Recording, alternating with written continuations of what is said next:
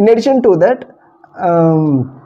అబ్బాయి వాళ్ళ ఫాదర్ సంపాదించుకున్న ప్రాపర్టీలో రైట్స్ అడుగుతుంది ఈ డొమెస్టిక్ వైలెన్స్ కేసులో అండ్ మెయింటెనెన్స్ కేసెస్లో.